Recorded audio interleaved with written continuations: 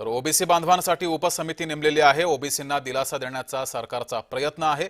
Chhagan Bhujbal OBC उपसमितीचे अध्यक्ष असणार आहेत। भुजबळांना समजावून सांगू असं एकनाथ शिंदे यांनी वक्तव्य केले।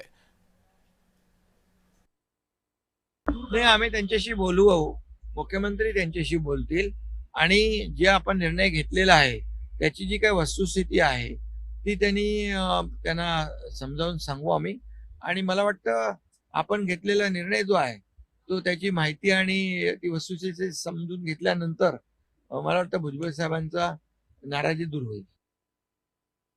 मनोज जरांगे पाटलांनी असं सांगितलं की जे तिथे त्यांचे जे अभ्यासक आहेत त्यांनी जर मान्य केलं तरच मी हा GR स्वीकारणार आहे। त्याच्यानंतर त्यांनी स्वीकारलं आणि आंदोलन मागे घेतले। कालपासून महाराष्ट्र शासनातल्या प्रत्येक मंत्र्याची किंवा महाराष्ट्र शासनाची भूमिका हीच आहे की कुठच्याही जातीवर अन्याय न होता हा कालचा GR काढण्यात आलेला आहे। त्याच्यामुळं कुणबी समाजाची प्रमाणपत्र तर जे काही म्हटलंय तर त्या क्रायटेरियामध्ये बसणाऱ्या लोकांनाच कुणबी समाजाची प्रमाणपत्र मिळणार आहे। दुसरी महत्त्वाची गोष्ट आहे की ओबीसीवर अन्याय होणार नाही ही देखील महाराष्ट्र शासनाची, महाराष्ट्र सरकारची जबाबदारी आहे। हे स्वतः मुख्यमंत्री महोदयांनी सांगितलंय, स्वतः एकनाथ शिंदे साहेबांनी सांगितलंय, स्वतः अजितदादांनी सांगितलंय की कुठच्याही परिस्थितीमध्ये ओबीसीवर अन्याय होणार नाही।